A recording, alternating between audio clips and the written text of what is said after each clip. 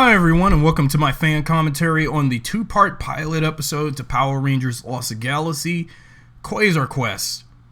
Looking back on this two-parter, back then when I first saw this 21 years ago, at this point in time with Power Rangers, it felt like it was a new beginning, but it was still, it's kind of questioning whether this takes, about the continuity placement. While Lost Galaxy does take place in the main universe, when I first saw this as a kid 21 years ago, I really thought that when Zordon's era had come to a close, what Countdown to Destruction and Power Rangers in Space, when Lost Galaxy happened, I remember, I've said this so many times, when Lost Galaxy began or was about to set the air the following year, I was uncertain or skeptical whether if Andros and them would come back as the Space Rangers. But then I learned later that starting with Lost Galaxy and for future Ranger series starting with Lost Galaxy, a lot of Ranger teams would comprise of new people taking up their own suits. So long gone is characters we had from the last 6 years where while the story was very consistent and picking up from one season to the next, the season starting with Lost Galaxy, we would start doing independent stories, but most of a lot of seasons, well, say for Dino Charge and RPM, they all take place in the same universe, while RPM and Dino Charge take place in their respective dimensions. So Lost Galaxy takes place in the main timeline.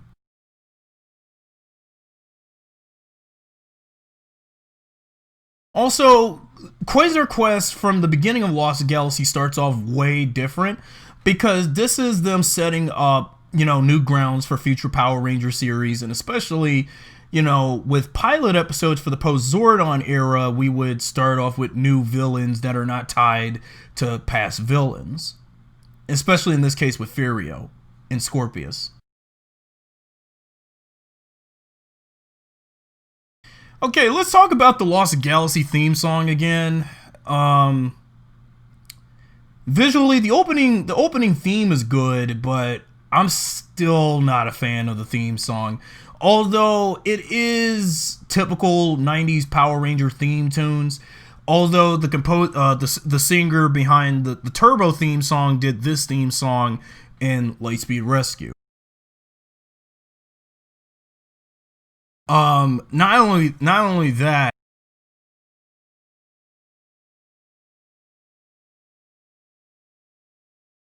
when I look back on the opening theme for this versus the theme songs for the Zordon Era, see, looking back on the theme songs for the Zordon Era, which is Mighty Morphin Through Space versus seasons like this, see, when it was, Mighty Morphin, when it was Mighty Morphin Power Rangers, it was just typically Go-Go Power Rangers, the overall anthem of the theme song. There's two different verses and two different versions. Zeo was about the powers being stronger than before, Turbo was about shifting in the turbo and with the powers being new and different, and In Space being the finale to all of it, flying higher than ever before into space. Lost Galaxy's theme song, in ways, does make sense with them going into space and, on a massive space colony, finding new galaxies and worlds and stuff and whatever you. But when you think about some of the lyrical stuff, it kind of does fit what the theme of this overall show is really about. But overall, I never really, like I said, of the two versions of each Power Ranger theme song, I actually sometimes for some seasons prefer the instrumentals of the theme song, but I'm personally not much of a fan of the theme song with the vocals for Lost Galaxy in my opinion. Oh yeah, and we're just only minutes past already seeing Terra Venture's exterior shots. And 21 years later, the Terra Venture bridge sets are still impressive to look at, even in today's standards.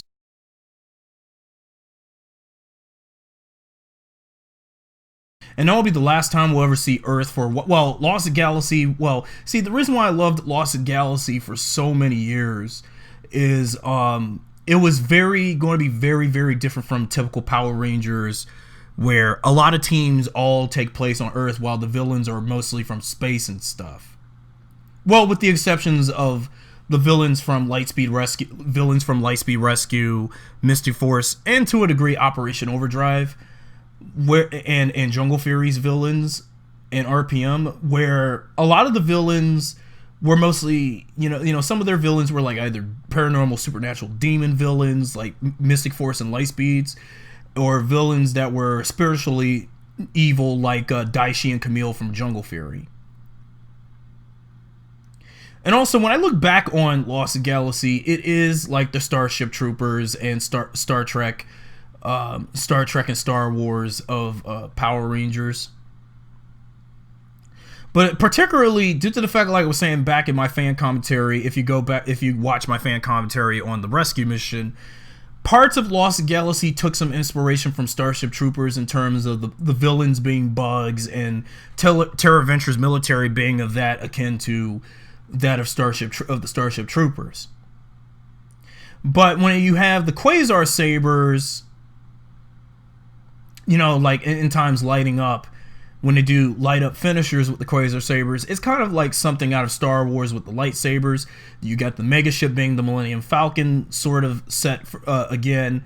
Then you got Terra Venture being like the Starship Enterprise, but much massive and bigger than the Enterprise.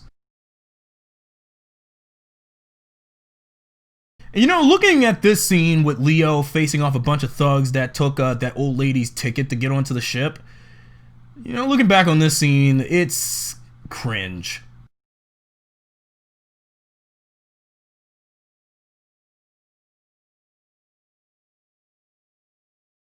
Oh yeah, and this alleyway, this is the first time since the evil Green Ranger story in Mighty Morphin we would see that alleyway backlot used again. But again, this is the last episode of Power Rangers until Once a Ranger in Operation Overdrive will see the city of Angel Grove again.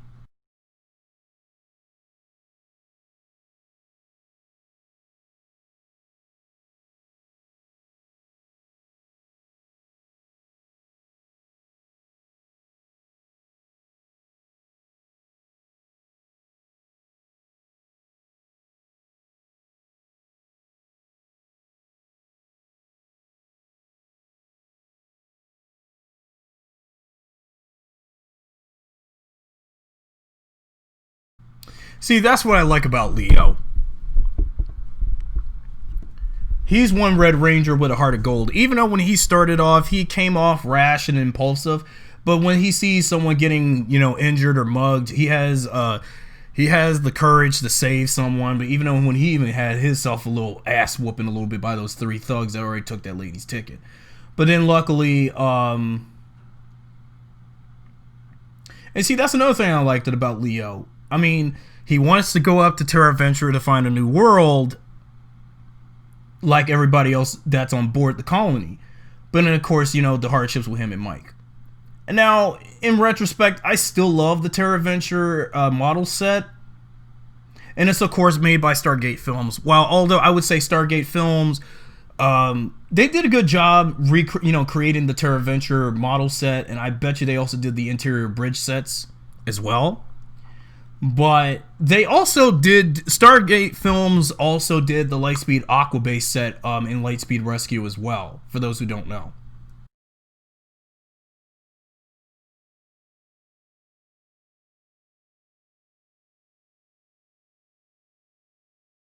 See, I guess, making Leo a stowaway due to the fact that he got kicked out from the station to be on board, so he had to stow away on one of these.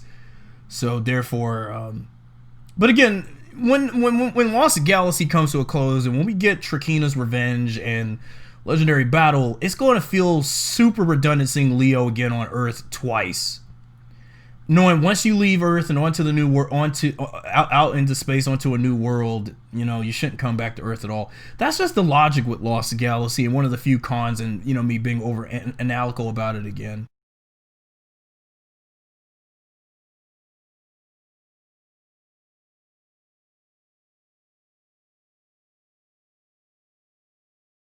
So here, when the shuttle goes up into space, up to Terra Venture, leaving Earth, you hear Saban's rendition of that theme music from 2001: A Space Odyssey. And it's not a good rendition of it because, knowing Saban. Maybe Saban should have used some music that could have been more useful for this, or some stock elevator music if they can have the rights to it. But why did they have to use that music from 2001: A Space Odyssey? Even though it's been used a lot to death for certain moments in film and television outside of that movie.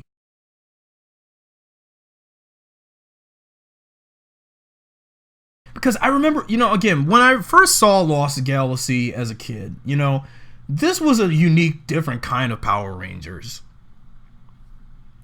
I mean, it's still in the same universe and same timeline as the rest of the earlier seasons, yes, but when they stopped using characters from past seasons, well, speaking of past characters from other seasons,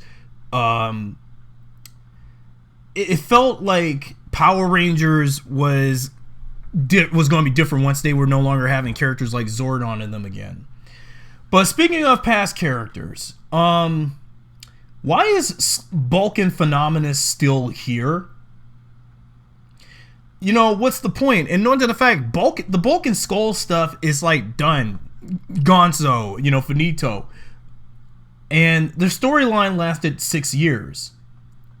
So why do we need Bulk and Phenomenus in this season? And knowing to the fact that Skull overslept, and knowing the real reason for that is because Jason Narvi, who played Skull over the course of the show's run of Power Rangers, at this time he had started going to college at the time, so therefore I don't even know why the heck we still have Bulk and Professor Phenomenus around, Professor Phenomenus around within only three of the 45 episodes. Maybe Bulk and Phenomenus should have just had a cameo in this episode and not appear for 2 or 3 more episodes in between the rest of all of the 45 episodes the show had ran for. Oh, and we got our introductions of Leo, to Leo being introduced to Kai and Kendricks, and basically this hint, winking of them being in a relationship. See, again, I mean, Leo and Kendricks could have been a couple. But again, if the health problems with Valerie Vernon would have never interfered the rest of the show's production and caused Judd Lynn and the rest of the writing team rewrite half of the season or half 3/4 of the season, and writing out any romantic scenes that were going to happen with Leo and Kendricks, I would have liked it if they would have delved onto it, because they've been hinting it ever since around episodes like this. Even in Orion Rising, when she baked that cake for Damon during the Orion Rising episode, when Leo should have been happy that Mike came back when he was reminiscing about the red Quasar saber and destined for greatness and so forth.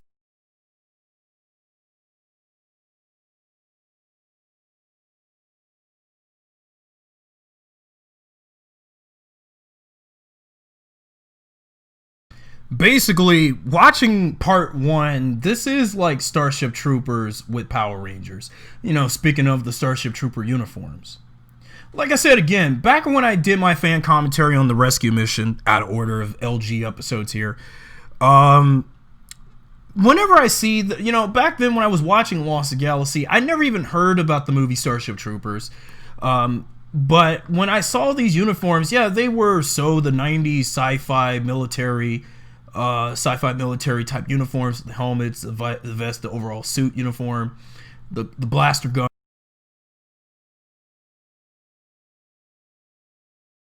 I don't even know where that helliship came from. Did that also come from Starship Troopers, or was it from some other sci-fi show that came out in the 90s?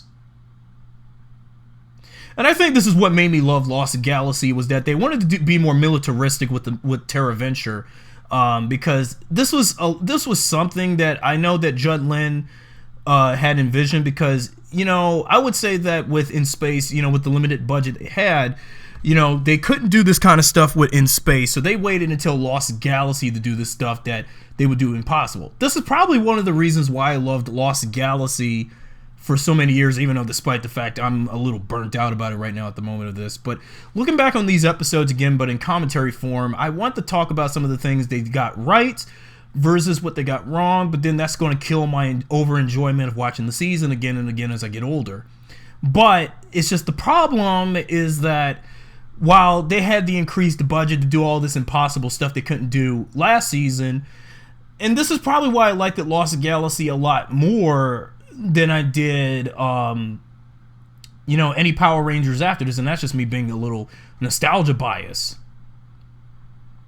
Because that's what also inspired me to try to be more realistic with the material when I would even do my Power Rangers Lost Galaxy fan film stuff. The eponymous stuff that I'm doing on this channel and so forth. But when I watched the TV series, how this stuff was done, of course this is for kids. But even though you got, Power Rangers is for kids, but when there were times where they wanted to do some grown-up stuff, then it was time for the show to do some grown-up stuff, do something they never get to do in Possible. Of course, characters can't cuss or bleed and stuff like this. Even though, again, this was on Fox and stuff, and back when we had the Fox Kids block, of course you can't do this kind of stuff. If Power Rangers was not for kids, especially with seasons like Lost Galaxy, Time Force, so forth, and they did some of the most mature storytelling they did imaginable, then I would have liked it if they did Power Rangers on a network that did do this kind of stuff, like Sci-Fi back then, or something that kids can watch, that even if it's on a network that has mostly adult programming, teen and adult programming, like of course, if Cartoon Network was to start live-action programming in '99 while they're still doing animated stuff, but then it's still a hell no, because what happened to Cartoon Network between 2004 and early 2010. And basically, this triangle between the red, pink, and blue Rangers, this angle I did incorporate in my Power Rangers Lost Galaxy fan film series as well. Also, here's a fun fact about Russell Lawrence, who played Mike. Danny Slavin, who played Leo, he's 5 years older than Russell Lawrence, and Russell Lawrence is 5 years younger than Danny. So that's something. Basically, if Leo was the one that was in Mike's shoes and Mike was in Leo's shoes, that would have been different. What if the role, that's again being over analytical, if the roles were reversed between Mike and Leo. Basically, the Mike and Leo stuff is based on the Ryoma and Hyuga stuff from Gingaman, whereas Kai, Maya, Damon, and Kendricks are all their own characters, basically. Speaking of Maya, I also have another fun fact. I've talked about this in my Power Ranger podcast thing on this channel long ago, back in 2014, if you go back to that podcast episode on my channel. Before Serena Vincent, everybody's favorite oogly moogly Yellow Ranger from this season that everybody crushes on and stuff. Before Serena was the Yellow Ranger, there was someone else that was going to be Maya, but based on an old behind-the-scenes image that that became earthed on the internet. Now, when you look up any PRLG imagery on Google or Yahoo Images or something, Canadian actress Erin Sims was originally going to be Maya for Lost Galaxy, but when she dropped out, then some other stuff that happened behind the scenes with her. But then that's how Serena got the part, and that's how she ended up being our Yellow Ranger from this. This is the same coincidence that happened with Audrey Dubois, who was going to play our beloved original Yellow Ranger for MMPR with Trini, until when she backed out and decided not to play the rest of the character outside of the original Day of the Dumpster pilot. That's how we ended up with, of course, the late Tui Trang for Trini as the Yellow Ranger we know. Because outside of the pilot, it's interesting. Because with, if Erin Sims was Maya, I would have liked her more than, because, knowing me and my personal, the problem why I don't really care for Maya in the actual series or her actress here, I think is probably because, outside of the 2-part pilot episode, even though I actually prefer Maya's wardrobe, Miranoyan wardrobe like this than the wardrobe she actually has going into the whole entire series in general. Because I think another problem is when Maya goes into that bikini-like jungle princess outfit for the remainder of LG, that's what gets me irritated with her, is that she's more for eye candy and more for eye candy and less of being developed as a character. Here, it's like when you compare how Maya was done in the pilot versus in the main course of LG. Here, I mean, I actually liked her wardrobe here than in the main course of LG, because the whole having her being this hot jungle princess for a lot of guys to find her as eye candy fondage, that's probably why I didn't care for Maya at all, if only there was potential for her as a character. And oh yeah, and then Leo runs into the portal to go with the others, but Kai told him no and he was instructed. So that ends part 1, and see how that unfolds in the next episode, and everybody knows what happens. Part 2 is the Damon and Kai episode, because basically, while Damon didn't appear in part 1, but he's credited, he does appear in this episode, because we didn't get him in part 1. I don't know, for some reason.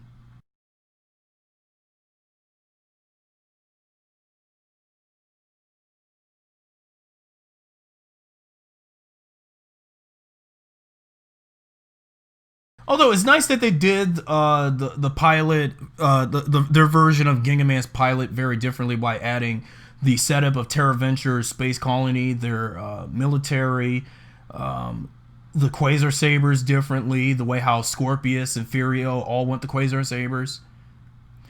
Some of the elements they carried from Ginga Man did make it into Lost Galaxy, but they, of course, they had to make something different out of it, because that's why I've always loved the way how they did the Ginga Man source differently.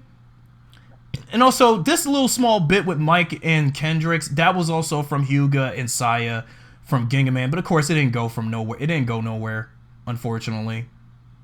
And it's hard to tell whether if Kendricks likes Mike or Leo, because of course, you know, the whole relationship stuff between the two brothers and her. Now, Kai, unfortunately, is very different from Goki from Ginga Man. Ginga Blue, of course. Whereas, what I've noticed from Goki is very different from Kai. While Kai is more serious and well-mannered and sensible and all, and goes strictly by the books and obeys every direct order and everything and being more disciplined, Goki was more life of the party. He's the strong, tough one, but he's also with a pure of heart, which is another thing about him compared to Kai's character, which is very different from what we know about Kai. Also, when they have this little convention thing, there's the Astro Megaship Museum. So, also, when you briefly see those little kids when the Megaship takes flight after this, when the Megaship takes flight again, for the first time in a while after In Space's conclusion, you'll see that a few little kids have toy versions of the Astro Megaship, Astro Megazord in the Megaship formation. You know, I don't see how is it that... This is another thing that bothered me looking back on this now as an adult. Like, how is it been, like, 3 to 5 years, according to the Ranger Wiki and stuff and other sources, when you look up wiki articles about this season? Like, how has it been 3 to 5 years after the Space Ranger saved the universe and Zordon's sacrifice? Has it been that long for the Megaship be now resorted as the museum? Unless, you know, in between this period, between the end of In Space and the beginning of Lost Galaxy, let's say the Space Rangers and all of those on Andros' home planet of KO-35, home colony of KO-35 came up with the new Astro Megaship for the Space Rangers to use, or something like that, I don't know. While the Astro Megaship that they resorted for those in Angel Grove and for the Galaxy Rangers to use, I don't know. Now, as for Damon and Kai's bits here in this episode, see, when I see Kai and Damon, this is like something out of, you know, knowing the fact that Rush Hour with Jackie Chan and Chris Tucker came out less than a year before this. So it made sense to make the Blue Ranger Asian and the Green Ranger the funny black guy. Yeah, because, well, they would do this again in Lightspeed Rescue, where they made the Green Ranger next season more funnier than the one we have here. But you know my painstakes with Joel as opposed to Damon. But again, I wasn't that, you know, growing up, I wasn't that fond of Damon and Kai's characters earlier. And it's not because of the whole Asian guy, black guy, bromance or whatever sort of thing going between the two. No, it's not because of that. I just think that there was something about their personalities that didn't click. The only characters I ever cared about from Lost Galaxy was Leo, Kendricks, Magna Defender, Corone when she came in, and of course, you know who. Yeah, the Astro Megaship though should have. It makes sense for them to use the Megaship again because this season was more Star Wars than In Space was. Well, parts of In Space, when you use the Astro Megaship, it was like the Starship Enterprise with the Millennium Falcon. But the way how they're treating the Megaship, this is like the Millennium Falcon. Oh yeah, those toy versions. Yeah, I'm going to regret not getting the toy versions of the Astro Megazord when I was a kid back when In Space and Lost Galaxy was on the air. I'm going to regret that. Thanks, parents, mom and dad, for not getting me that when I was a kid. Anyway, but, the Astro Megaship, it's nice that they have to tie Lost Galaxy to Prime Power Rangers continuity, because some of the things they will do later on in the season, it makes me feel whatever they're going to do in this point in the show feels a little off at times, because I don't know.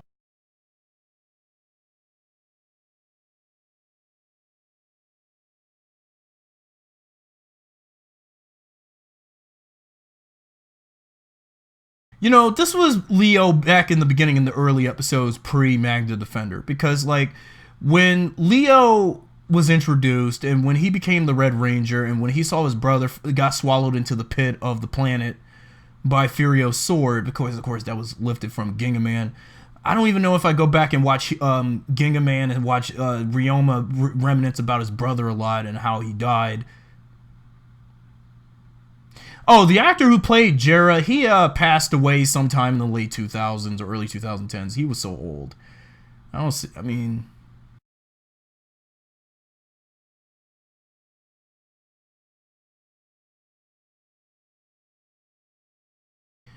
Looking back on these early episodes, pre-Magna Defender and such, Furio, see, here's the thing with Furio. His costume was used from... his costume was one of the last surviving monster suits from In Space, a Sentai counterpart. So they had to make use of a costume from Mega Ranger that wasn't used in Power Rangers in Space earlier, and make Furio used for Lost Galaxy. Now, the main reason why we didn't have most of the Gingaman villains that we know for Villamax, Trecheron, Barbarex, and Hexiba and them earlier is because those costumes were used for the Gingaman vs. Mega Ranger movie at the time they did this. So that's why they had to create Scorpius, Trakina, and the Stingwingers, and while incorporating Dr. Heinelar's final form, which was his final form for Mega Ranger for Furio here for Lost Galaxy.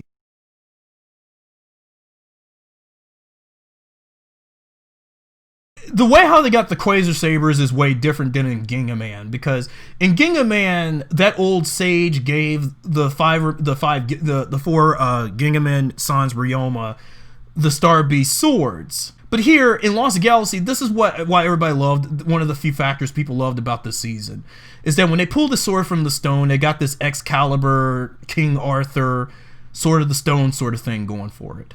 And even some bits of He-Man when they raise it up into the air with the, by the power of Grayskull, He-Man says. But that's another factor. But of course, like I said before back in my Rescue Mission commentary, if Lost Galaxy had a movie reboot today, I understand with a lot of stuff from, childhood nostalgia for the 80s and 90s, I guess it can work today, but I would go a different route with how they got the Quasar Sabers differently and how they became the Galaxy Rangers a little differently. Now this bit where Furio turns Miranoi into stone, that was from Gingaman episode 2 when Shalinda did that. Shalinda and some of the Yartots, which is the Swabbies in Gingaman's counterpart name, when they attacked the Ginga Forest, they turned that into stone. So for the American version, Furio turns Miranoi into stone. So Yeah, it makes sense to bring more levity to the whole legend about the Galaxy Ranger legend, the Quasar Sabers. But that's another thing I wish the series would have delved in more, instead of, oh, once they get the Quasar Sabers, then we just deal with Scorpius' forces for a while, and Leo reminiscing about his brother a couple times per episode, even further when Magna Defender shows up later on. But again, whatever they did with Lost Galaxy back then, that was on their behalf. But what I've been doing with the fan film, with my fan film series of Lost Galaxy, was take elements I've seen from the show countless times, which is this, and then try to incorporate, and even from Giga Man, and try to do something different, way different around both sources. Now, this scene with Leo, about to lose Mike and he's about to get swallowed. This is the most, it's a tragic moment, but parts of the dialogue, but again, what do you expect from early PRLG? The dialogue and the acting at times, when I look at it now, it's tragic. It's very dark to see a Ranger lose his brother. Now, it makes sense for Maya, Kendricks, and Kai to yell out Mike, but with Damon yelling, Mike! Just like, I would say my theory is Damon didn't knew of Mike before they were about to take off the Terra Venture, but Damon, I don't know what he was doing in the events before this episode and long before the season, shortly before the season started. So maybe Damon knows about Mike long before the show began. I don't even know.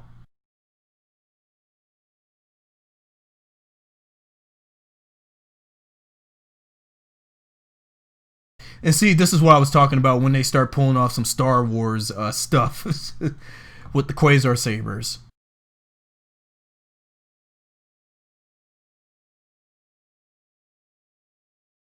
It's a cool effect. It's still, that visual effect with the Quasar Sabers lighting up like lightsabers, that still holds up even in today's standards. But I would say that once they get to their morph, okay. I've noticed that in their Galaxy morph compared to it's very similar to Giga Man's morph, where the suit just magically goes up to their bodies and then the helmet appears as well. Actually, I say Lost Galaxy's original morph is better, but if the visual effects stuff for the backgrounds wasn't so cheaply done, especially for the Pink and Yellow Ranger one. Now, the Red Ranger's morph had Miranoi's planet in the background for his morph, knowing that they're on it. But they will retcon Miranoi being in that shot for future solo morphs for Leo. Alright, let's talk about the Lost Galaxy suits, because basically, I'm not gonna lie. I still love the Lost Galaxy helmets. But here's the thing. I mean, it's because due to the fact that Giga Man, whatever Giga Man was thinking, and when Toei did Giga Man, with the suit design overall, with the the so-called Charlie Brown Ranger suit. When you see Kendricks jump up into the air and fight off a Stingwinger, you can see a trampoline in the background behind some bushes. You can barely could see that. But anyway, about the Galaxy suits, like, one of the reasons why you can, while I would say why a few people don't like these Ranger suits is because basically the Charlie Brown design thing, it just looks too basic. I would say, the Ranger suits for Lost Galaxy, I do like the color on them, but the problem with the Ranger suits for Lost Galaxy is the amount of white on them, not enough color or some black or gold. And that's what made the suit so basic. See, when you look at the Mighty Morphin suits, for example, and one of the reasons why I'm having this MMPR versus PRLG shit all the time with me, is that when you look at the Mighty Morphin suits, it's like they're very distinctive. They got the diamonds that have the perfect balance of color and white, and they're dinosaur visors and themed helmets. With the Lost Galaxy Rangers, they got their helmets based on their respective Galactabeast. But the suits are not as distinctive. But again, with the zigzags and the squiggles on the suits, but what can you do? Even though I admittedly loved these suits for so long, but now as I gotten older, when I see these suits in action, I wish they could have did something different visually with the suit design. Maybe what they should have did was make the suits similar to the Mighty Morphin or Zeo suits, like put some more gold on there or some more black on the suits along with the white and the color, the base color. But I would say the basic torso part of the suit should have been a different pattern instead of the zigzag. But from what I heard, the zigzag is supposed to resemble teeth. Oh, and that was the only time we'll use Sentai footage with Leo using his Quasar Saber to charge up to finish off Furio. But anyway, back to the suit again. The suit design. I wish they could have did something different. I mean, again, because while I do know some Power Ranger fans that I've watched some videos talking about what is their favorite and least favorite Ranger suit designs, some would say Lost Galaxy suit designs is their least favorite because it reminds them of Charlie Brown. Yeah, but if you would leave the Charlie Brown references aside, you could, if only if the suits would have been different. The helmets would stay the same, but if the suits had a different pattern or some different backgrounds to them. You can still have the color, but it's just you got to minimalize the bit of white. Personally, like I was working on some redesigning fan art of what the Lost Galaxy suits would have looked like today if you were up the ante with the suits and not go by what was in the Sentai footage. I would have liked it if the belts where the Quasar Sabers are attached to for the holster, if the Galaxy suit belts were black or silver to minimize the amount of white on the suits. Because there's too much white on the suits to take away all that color.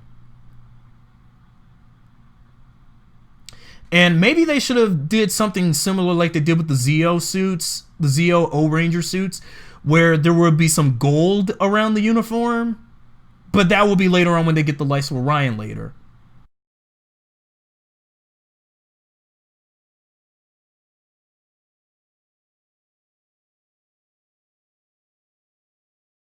I think I've been rambling on about the Galaxy Gangaman suits long enough. See, with this kind of stuff like this with Maya, I mean, Maya and Leo, well, Leo has been grieving about his brother over time, but with Maya, see, the problem with Maya, the reason why I never really liked her character, especially beyond the pilot episode, I wish they should have delved more onto her loss of losing her planet and stuff. And also be a mentor to the Rangers and more about her, planet and her origin and about the legend of the Quasar Sabers a little more and the Galactabeast and everything instead of being a piece of eye candy. Oh, okay. Now on Maya's wrist within her suit, you can see the toy version of the Lost Galaxy Transmorpher Ginga Brace on her wrist on the costume. I wish I've realized they foreshadowed something that will be later on the Time Force, Time Force suits when the Rangers are morphed, where the morpher is attached to the uniform, but on the wrist, on one of the wrist gauntlets of their suits. And I wish they did something like this for the Lost Galaxy suits, would have been more unique, but even though, of course, you got to follow the Sentai footage. But having the morpher attached to the suit would have been an interesting accessory, but I guess maybe that would be a bit too much. And also, I forgot to mention when the Mega Ship was leaving the portal, let's just say Miranoi was in the Lost Galaxy, but they decided to retcon that, but even though they had to scrap it because they felt it made no sense.